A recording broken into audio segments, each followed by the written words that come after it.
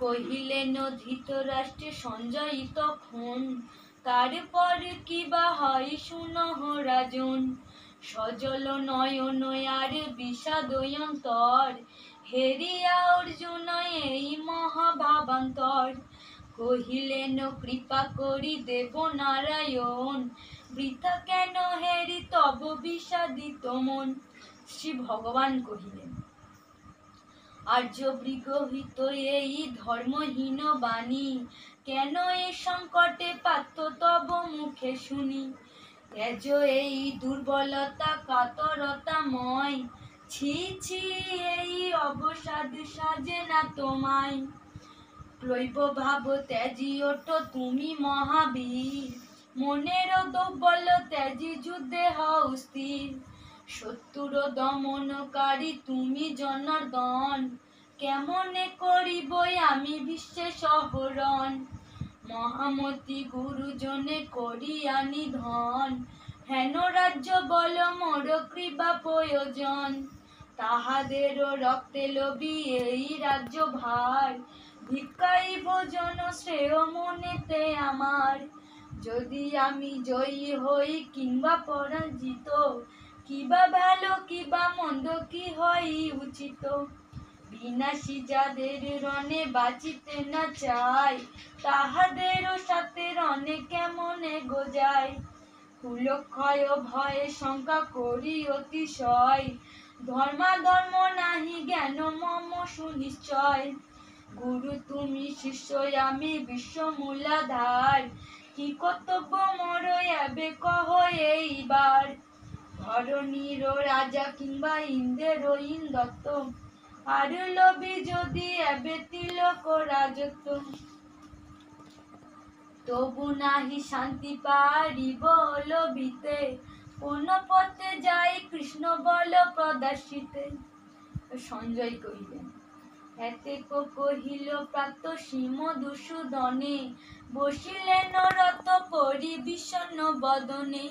সেনা মাঝে পাত্রে হেরি বিষণ্ণ অন্তর, হাসিয়া কহিল তবে দেব দামোদর। শ্রী ভগবান কহিলেন, যাহাদের তরে শোক শোভা নাহি পায়, তাহাদের তরে শোক কেন ধনঞ্জয়। বিবেকীয় ন্যায় বাক্য কার্য অন্য রূপ, বিয়োগের ব্যথা হৃদে দেখি এই রূপ।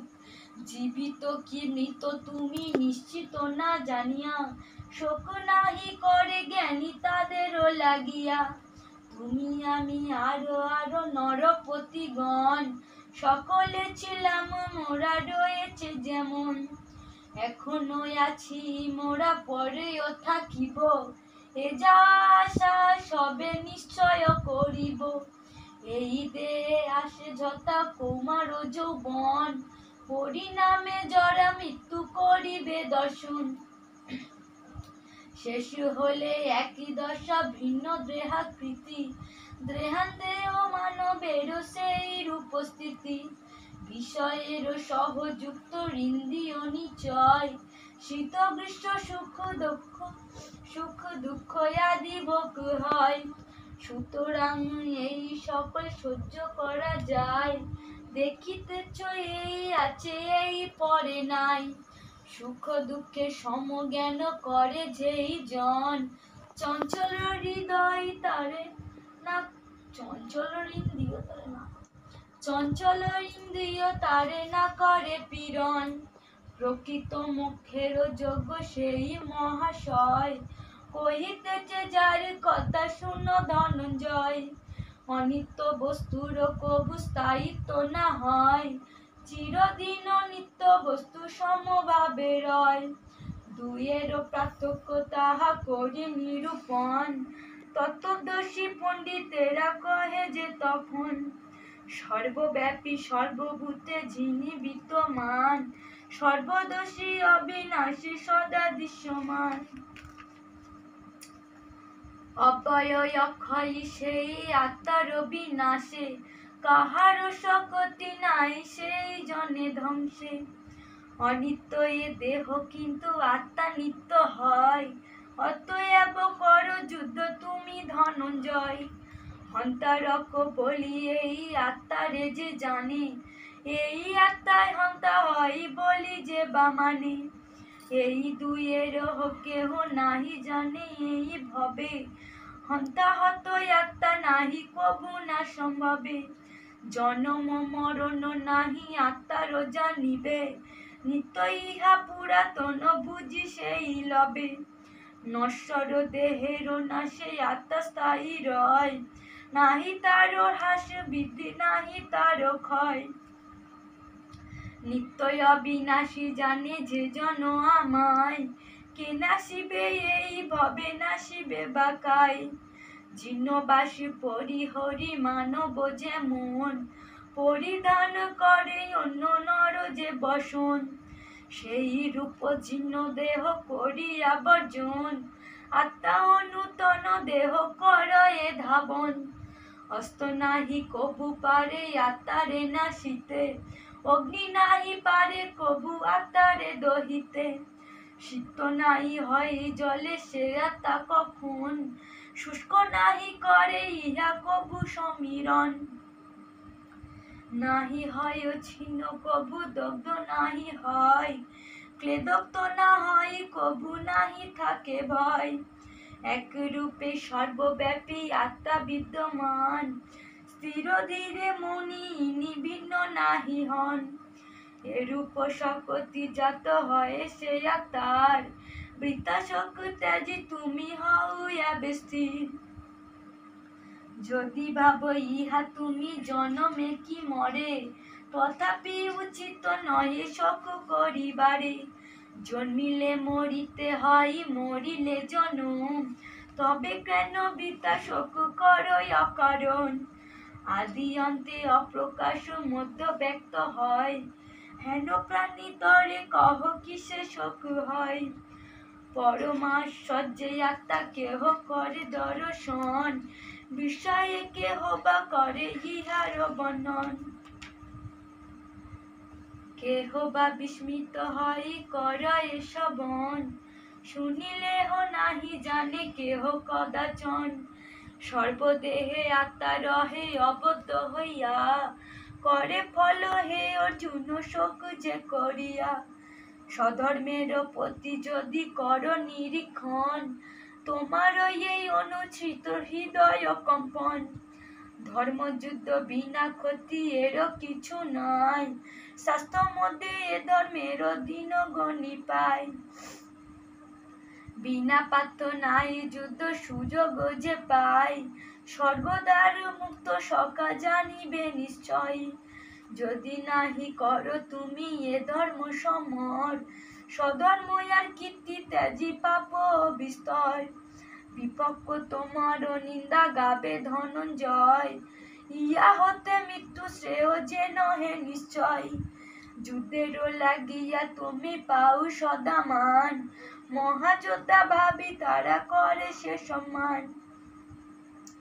বলিবে তাহারা তুমি ভয়েতে কাতর, সে কারণে নাই হও যুদ্ধে অগ্রসর। শত্রুগণ বহু রূপে নিন্দিরে তোমার, শত মুখে কটু বাক্য করিবে প্রচার। ইহা ছাড়া দুঃখ কিছু নাহি সংসারে, কিহাই আর লাঞ্ছনা আছে এই ধরা পড়ে। ধর্মযুদ্ধে হয় যদি তোমার পতন, অবহেলে স্বর্গালয়ে করিবে গমন। তাই বলি হে অর্জুন ওঠো যুদ্ধ করো, ক্ষত্রিয়ের ধর্ম পালি বিপক্ষ সংহর। সুখ দুঃখ লাভ লাভ জয় পরাজয়, জয় কিংবা পরাজয় সমজ্ঞান হয়। সমরে প্রবৃত্তি হও বীর ধনঞ্জয়, আত্মীয় বধের পাপ তোমার না স্পর্শয়। এই তোমার সাংখ্যযোগ করানুশ্রবণ, এইবার কর্মযোগ শুনি মতি মানুষ। মন দিয়া শুনো পার্থ আমার বচন, যে বুদ্ধিতে কর্ম বন্ধ হইবে মোচন। নিষ্কাম এই কর্মযোগ শূন্য বলি তাই, কর্মযোগে পূর্ণ লাভ বিফলতা নাই। অল্প মাত্র যদি যোগ হয় উপার্জন, মহাবয়ী হতে জীব পায় পরিত্রাণ। কর্মযোগে স্থির বুদ্ধি একমাত্র হয়, অপরুষ কাম বুদ্ধি বহু শাখাময়। বেদবাদী আছে যারাই অবিবেক যত, সকাম কর্মেতে আত্মা করে নিয়োজিত। সকাম কর্মের ফলে স্বর্গ লাভ হয়, ভোগিয়ার ঔষধতে যদি সদা রয়।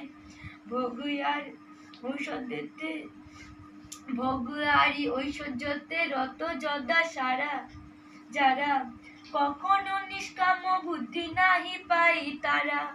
কর্মকাণ্ড বেদ মধ্য সকাম সাধনা, পরিত্যাগ কর পাত্র ফলের বাসনা। শীত তাপ সুখ দুঃখ ভেদ শূন্য হও, শুদ্ধময়ী ব্রহ্মে সদায় অবহিত রও। সিন্ধু বাড়ি পানে যেই পিপাসা মিটায়, সে কি কবু ক্ষুদ্র ক্ষুদ্র জলাশয়ে ধায়। সেই রূপ ব্রহ্ম জ্ঞান করিলে অর্জন, সমগ্র বেদেতে তারি কৃপা প্রয়োজন। কর্মে অধিকার তব ফলে কিন্তু নয়, কর্মফলাসক্তি যেন জন্মে না তোমায়। কর্মফলাকাঙ্ক্ষা ত্যাজি ওহে ধনঞ্জয়, ঈশ্বরে অর্পিত চিত্ত কর সমুদয়। সিদ্ধি বা অসিদ্ধি উভে করিয়া সমান, সমর্পিয়া ভগবানে করই অবস্থান। ঈশ্বরের প্রীতি তরে যাহা করা যায়, নিন্দনীয় কর্ম ফল ফল কামনায়। এবে তুমি লও সখা তাহার শরণ, এ সংসারে তারা কিন্তু ফল কামী জন। পাপ পুণ্য সমজ্ঞান হয় যদি যোগী, কর্মযুক্ত যোগী হয় জ্ঞানী সর্বত্যাগী। কর্মের কুশল হয় যোগ নামে খ্যাত, শূন্য পাত্র তুমি হও তাহে অবগত। কর্মফল নাহি চান কবু জ্ঞানী জন, করি লাভ মোক্ষ রূপ মুক্ত তিনি হন। যখন তোমার মন মোহ মুক্ত হবে, তখন তোমার সত্য বৈরাগ্য আসিবে। শুনেছ যা শুনিবে যা সকল তখন, বাসন লয় হইয়া লয় স্থির হবে মন। বিবিধ বেদের কথা শুনিয়া চঞ্চল, বিক্ষিপ্ত তোমার বুদ্ধি অতীব বিকল। অভ্যাস যোগেতে যবে হবে অচঞ্চল, তখন সে যোগ লাভ হইবে কেবল। অর্জুন কহিলেন, জনার্দনের সঙ্গ দিয়া কহিল অর্জুন, ব্রহ্মজ্ঞানী যোগীদের সমাধি লক্ষণ।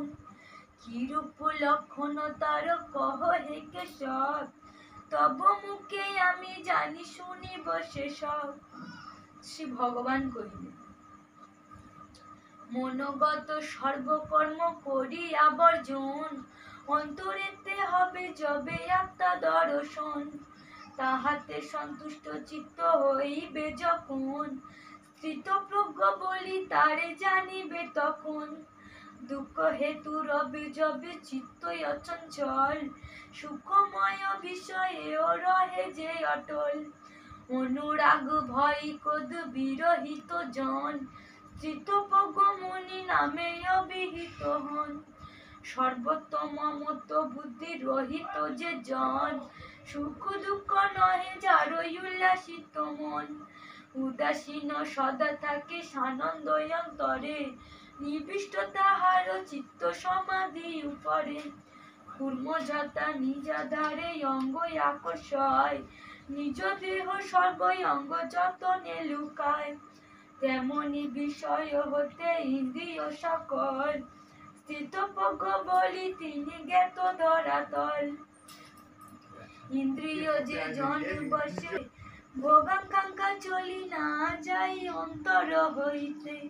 কিন্তু যার স্থিতপ্রজ্ঞা হয়েছে উদয়, সদাই আনন্দে যার পুনিত হৃদয়। নাহি চাই রাজ্য সুখ ভোগের বাসনা, পূর্ণানন্দ সিন্ধু তীরে চির নির্বনা। দুর্জয় ইন্দ্রিয় যার নাহি বসে রয়, মিথায় আশা মোক্ষ লাভ যেন তুমি তাই।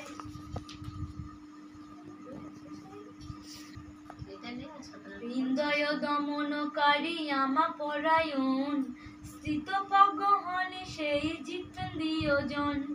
বিষয়ের প্রতিভোগ জনমে যখন, তাহাতে আসক্তি তার হইবে তখন।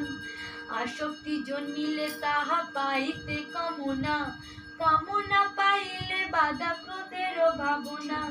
ক্রোধে মোহ আসে যায় স্মৃতি ভ্রম হয়, স্মৃতি ভ্রমে বুদ্ধি নাশ জানিবে নিশ্চয়। বুদ্ধি নাশে চলি যায় জীবনের আশ, ইহা সত্য মানবের হয় সর্বনাশ। রাগ দেশ বিবর্জিত আত্মবশী জন, বিষয় সম্ভোগ যদি করে রিপুগণ। তথা বিপীড়িত চিত্ত মানব যখন, চিত্তের প্রসাদ লাভ করিবে তখন। চিত্তের প্রসাদে সর্ব দুঃখ নাশ হয়, সুপ্রসন্ন মনে স্থির বুদ্ধির উদয়। না হইলে চিত্তেন্দ্রিয় বুদ্ধি না জন্মায়, আমাদের চিন্তাই তার কবু নাহি রয়। ব্রহ্ম চিন্তা নাহি যার শান্তি নাহি পায়, অশান্ত জনের সুখ নাহি কোথায়। বায়ু বেগে বিচলিত তরণী যেমন, প্রজ্ঞা তার হরিলয় ইন্দ্রিয় তেমন। দুরন্ত ইন্দ্রিয় করে সেই রূপ মন, এই উপদেশ মোর করিও স্মরণ। অতএব শুনো তুমি বীর ধনঞ্জয়, ইন্দ্রিয় বিষয় হইতে ইন্দ্রিয় নিচয়। সম্যক নিবৃত্ত সত্য জানিবে যখন, প্রতিষ্ঠিত প্রজ্ঞা তার নিশ্চয় তখন। সর্বভূত যাহে ভাবে নিসার স্বরূপ, হ্যারে তারা তমসাই অন্ধকার রূপ। অন্ধকার অজ্ঞানতায় সে নিন্দা যায়, পরম আনন্দে তাহা দেখিতে না পায়। যাহাতে জাগিয়া তাকে জীবন সাধারণ, নিন্দামগ্ন সে সময় জানে মুনিগণ। পরিপূর্ণ সাগরেতে সর্বজল পশে, সেরূপ কামনা রাশি মানব প্রবেশে। সেই নর শান্তি পাই জানিও নিশ্চয়, বিষয় কামীর কিন্তু শান্তি নাহি রয়। কামনা বাসনা ত্যাজি সংযমী যে জন, নিস্পৃহ মমতাহীন মোহ শূন্য হন। দয়া মায়ায় অহংকার যার নাহি রয়, ইহলোকে শান্তি লাভ তাহার নিশ্চয়। ব্রহ্মজ্ঞানে নিষ্ঠ তুমি জানো ধনঞ্জয়, এই স্থিতি পাইলে কেহ মোহ প্রাপ্ত নাহি হয়। মরণ কালেতে তিনি জানিও নিশ্চয়, অতিক্রমে এ সংসারে ব্রহ্মে লয় হয়। সাংখ্যযোগ হয় এই সরল ভাষায়, পদ্ম ছন্দে রচে শ্যামা দ্বিতীয় অধ্যায়।